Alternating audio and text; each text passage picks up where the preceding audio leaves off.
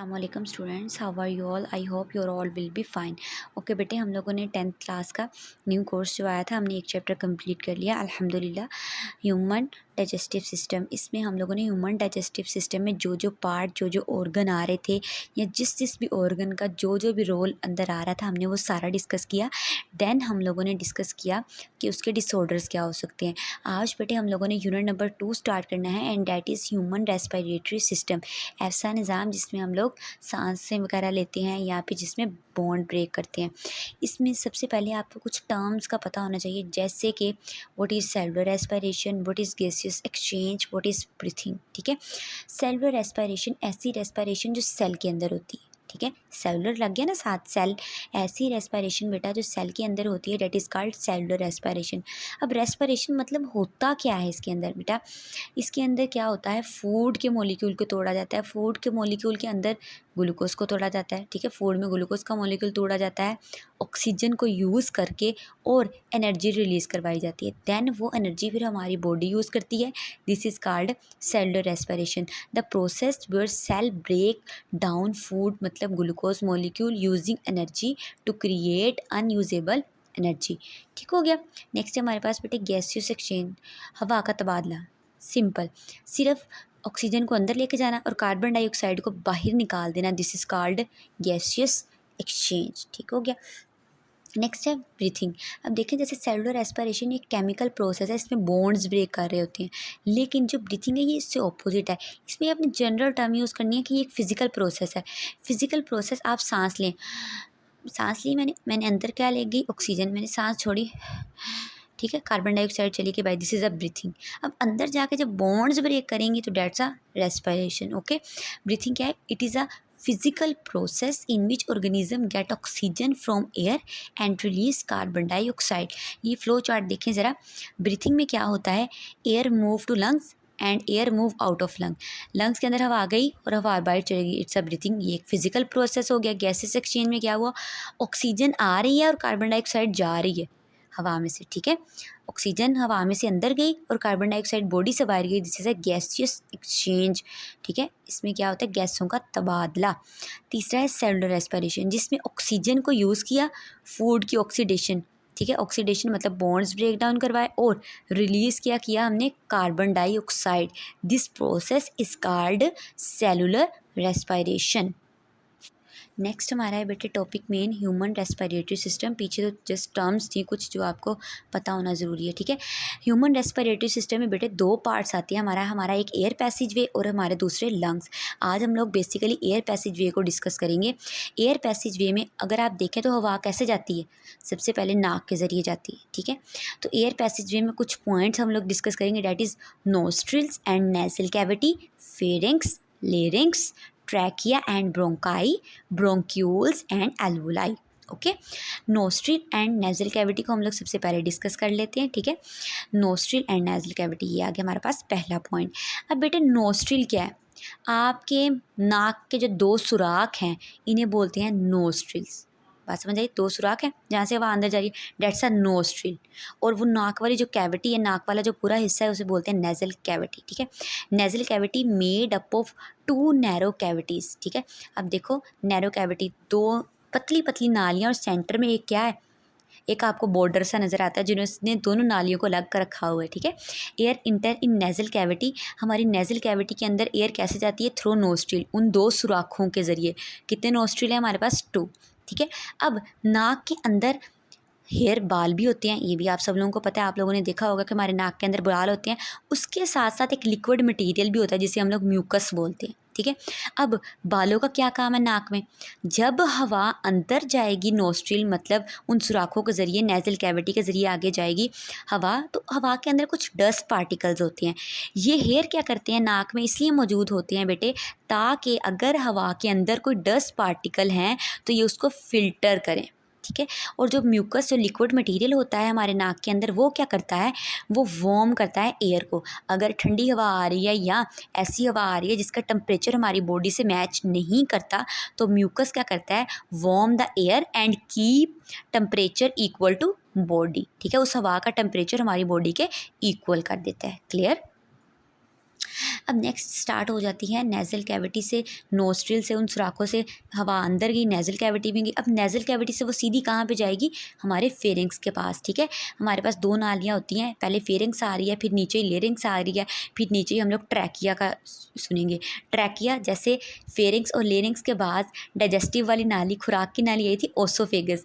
अब हम बात करें रेस्पिरेशन की, हवा अंदर लेके जानी है, तो हम विंड पाइप की बात करेंगे, मतलब ट्रैकिया की बात करेंगे। क्लियर। फेरिंग्स हमारे पास क्या है बेटा, nasal cavity open in pharynx. Nasal cavity कहाँ जाके खुल जाती है, फेरिंग्स पे। Pharynx have opening lead to larynx, ठीक है। मतलब अगर ये फेरिंग्स है, इसी से ये ही लेरिंग्स है। अब फेरिंग्स का एंड और लेरिंग्स का स्टार्ट, इस ओपनिंग को बोलते हैं ग्लोटिस, ठीक है। कुछ बुक्स में लिखा होता है the opening of larynx is called glottis, ठीक है। अब इसने दोनों बातें मिक्स कर दी। वो कहता है जहाँ फेरिंग्स खत्म हो रही है और लेरिंग्स शुरू हो रही है, वो ओपनिंग है ग्लोटिस, ठीक हो गया। Pharynx have opening lead to larynx called glottis. और मैंने बताया ये लास्ट लेक्चर में भी हम लोगों ने ये बात डिस्कस की थी, प्रीवियस लेक्चर्स में। ग्लोटिस के ऊपर एक ढक्कन होता है, आप अपना मुंह खोल के देखिए, आपको एक टिश्यू सा लटकता हुआ नजर आ रहा होगा गले में, डेट्स एपिग्लोटिस। एपिग्लोटिस क्या है, flap of tissue present on glottis. Glottis के ऊपर जो टिश्यू आपको लटकता हुआ नजर आ रहा है, that is called epiglottis. Clear. अब फेरिंग्स से आगे जो नाली शुरू होगी, डेट इज लेरिंग्स, ठीक है। Box present between pharynx and trachea. Trachea larynx के बाद आना है, इसलिए उसने कहा है कि pharynx, larynx then trachea, okay. तो लेरिंग्स कहाँ पे हुई, फेरिंग्स और ट्रैकिया के दरमियान में। Clear. Box present between pharynx and trachea. जो लेरिंग्स होता है बेटे, इसको वॉइस बॉक्स भी कहा जाता है, ये आपसे एमसीक्यूज के तौर पे बात पूछी जा सकती है, ठीक है। अब जो वॉइस बॉक्स है, ये जो लेरिंग्स है, इसके पास वोकल कॉर्ड होते हैं। वोकल कॉर्ड मतलब टू फाइब्रस बैंड होते हैं, जिसे हम वोकल कॉर्ड का नाम दे सकते हैं। जब भी आप कोई चीज़ खाते हैं, पीते हैं, तो आपको एक वाइब्रेशन सी फील होती है अपने गले के अंदर, वो किस वजह से होती है, वोकल कॉर्ड वहाँ पे वाइब्रेशन प्रोड्यूस कर रहे होते हैं, ठीक है। तो vibration of vocal cord produce sound. Clear. ये बात भी आपसे एमसीक्यूज के तौर पर पूछी जा सकती है साहिवाल बोर्ड में। क्लियर हो गया यहाँ तक बेटे पॉइंट। नेक्स्ट है बेटे, मैंने आपको बताया फेरिंग्स के बाद लेरिंग्स आती है, और लेरिंग्स के बाद ही आ जाता है जी ट्रैकिया। ट्रैकिया हमारे पास सांस की नाली है, जैसे ओसोफेगस खुराक की नाली थी, तो ट्रैकिया है सांस की नाली। जो सांस की नाली है, ट्रैकिया है, वो 12 सेंटीमीटर लंबी ट्यूब होती है, जो कि लेरिंग्स के साथ अटैच होती है, ठीक है। Divided into 2 branches called bronchi. ये एक नाली आ रही है, ये आगे ऐसे दो में डिवाइड हो जाती है, ये नाली कहलाएगी ट्रैकिया, और ये दो में डिवाइड हो गई, ये क्या है, ब्रोंक्यूल्स। तो कितने ब्रोंक्यूल्स हमारे पास हुए, 1 एंड 2। ये दोनों, ये एक लंग के पास चला जाएगा और ये दूसरे लंग्स के पास चला जाएगा। फॉर एग्जांपल ये हमारे पास लंग्स और ये भी हमारे पास लंग्स। क्लियर। अब divided into 2 branches called bronchi. अब ब्रोंकाई जो होता है ना बेटे, इसके पास भी म्यूकस और सीलिया मौजूद होता है इसकी इनर वाल में। ट्रैकिया की जो वॉल होती है ना, ये जो नाली मैंने बताई, ये ट्रैकिया, इसके अंदर म्यूकस मौजूद होता है और सीलिया मौजूद होता है, ठीक है। अब जो ट्रैकिया के पास म्यूकस और सीलिया था, इनका फंक्शन क्या है। अब म्यूकस का हमने बात बताया था पहले भी, ये फ़ौरन से क्या करता है, अगर कोई डस्ट पार्टिकल बच के या कोई बैक्टीरिया बच के ट्रैकिया सांस की नाली तक पहुंच भी जाता है, वहाँ पे भी म्यूकस होता है, फटाफट से उसको पकड़ लेता है, ठीक है। और सीलिया होता है, सीलिया क्या करवाता है, हमने पढ़ा था ना 9th क्लास में, अगर आप लोगों ने मेरे लेक्चर सुने हो, सीलिया और फ्लैजिला ये मूवमेंट करवाते हैं, ठीक है। बस इनमें फ़र्क ही होता है इनके साइज़ का, सीलिया साइज़ में छोटे होते हैं, फ्लैजिला साइज़ में बड़े होते हैं। तो सीलिया क्या करवाता है, अगर तो वो डस्ट पार्टिकल पकड़ा गया, अगर तो बैक्टीरिया पकड़ा गया ट्रैकिया सांस की नाली के अंदर, ठीक है, ये पुलिस हुई ना फिर वहाँ पे। अच्छा, अब पुलिस है जो सीलिया है, अब ये क्या करते हैं, फ़ौरन से उसे मूव इट अपवर्ड, पीछे की तरफ भेज देते हैं, लेरिंग्स के पास, फेरिंग्स के पास, कि भाई इसको निकालो हमारे मुँह से या हमारे नाक से, इसको बाहर। अब C shape cartilage present between trachea और ब्रोंकाई। ट्रैकिया और ब्रोंकाई में सी शेप्ड स्ट्रक्चर होती है। अब सी शेप स्ट्रक्चर का फंक्शन क्या होता है, प्रिवेंट फ्रॉम कोलैप्सिंग, ठीक है। नेक्स्ट स्टार्ट हो जाते हैं ब्रोंकाई से आगे छोटी छोटी ब्रांचेस उसकी निकलती हैं, डेट इज़ ब्रोंक्यूल्स, और जहाँ पर वो ब्रोंक्यूल्स खत्म होती हैं, एक पाउच लाइक स्ट्रक्चर होती है, उसे बोलते हैं एल्वुलाई, ठीक है। इनसाइड लंग्स ब्रोंकाई, वो दोनों ब्रोंकाई लंग्स में गए थे, अगर आप लोगों को वो मेरी डायग्राम याद है तो, जो मैंने थोड़ा सा स्केच ड्रॉ किया था, ठीक है। अब वो ब्रोंकाई दोनों लंग्स में गए, लंग्स में जाके आगे फर्दर उसकी ब्रांचेस निकल जाती हैं, जिसे बोलते हैं bronchioles. Inside lungs, bronchi continue to divide into very small tubes called bronchioles. आगे further bronchioles divide होते हैं. Each bronchioles end at a alveolar duct and this duct open in a cluster of pouches that is called alveoli. अच्छा, board में question पूछा जाता है differentiate between bronchi and bronchioles, या फिर व्हाट इज़ एल्व्यूलाई। ठीक है, उसके बाद ये कुछ बातें हैं जो आपने याद रखनी है। बेसिकली जो एक्सचेंज ऑफ गैसेज है हम कहते हैं लंग्स में होती है, लंग्स के भी किस हिस्से में जाके होती है, एल्व्यूलाई के अंदर। ये बात एमसीक्यूज़ के तौर पे पूछी जाती है बोर्ड में। Exchange of gases occur in alveoli. और इंसान की बॉडी के अंदर कितनी रिब्स होती हैं, 24 रिब्स होती हैं। अगर पेयर बनाएं तो 12 बनेंगे। उन रिब्स के पास बेटे जो मसल्स होती हैं, मतलब मूवमेंट करवाने के लिए, वो होती हैं इंटरकोस्टल मसल। तो ये बात भी आपसे एमसीक्यूज़ के तौर पे पूछी जा सकती है। अब बेटे फॉर एग्जांपल ये था मेरे पास नोज़। ठीक है, अब नोज़ से हवा अंदर गई, ये एयर जा रही है, अंदर गई, नीचे आई। अब ये था मेरे पास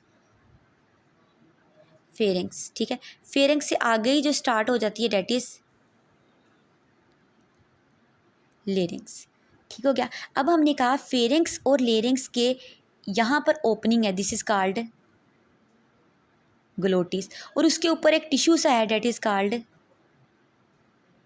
एपिग्लोटिस। बात समझ में आई।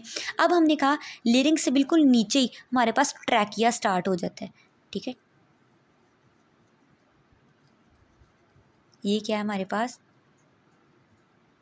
ट्रैकिया, और ये दो में डिवाइड होता है ऐसे, दीज आर कॉल्ड ब्रोंक्यूल्स। बात समझ में आ गई। अब वो कहता है ट्रैकिया के पास सी शेप कार्टिलेज है, सी शेप कार्टिलेज। ये क्या करते हैं, ताकि ये जो बल बल पड़े हुए हैं ना, ऐसे आप अपना गले को हाथ लगा के देखें तो आपको रिंग सी फील होती है, that's a C shape cartilage हमारा ट्रैकिया है। ये क्या करता है कि ये आपस में कोलैप्सिंग ना कर जाए। ठीक है, अब ये अलवुलाई आ गए अंदर, अब ये फर्दर आगे यूँ ब्रांचेस में डिवाइड हो जाते हैं ऐसे, फर्दर इतनी सारी इसकी ब्रांचेस बनती रहती हैं, बनती रहती हैं, बनती रहती हैं, और वो ब्रांचेस ऐसे एक पाउच लाइक स्ट्रक्चर पे एंड होती हैं। जब ये पाउच लाइक स्ट्रक्चर पे एंड होती हैं, and these are called alveoli, और बेसिकली गैस एक्सचेंज हो ही यहाँ पर रही होती। ओके, अगर बेटा इस लेक्चर से रिलेटेड कोई भी आपका कोई क्वेश्चन हो बेटा, तो लाजमी तौर पे कमेंट्स पे राइट डाउन कर दीजिएगा। Okay, thank you so much.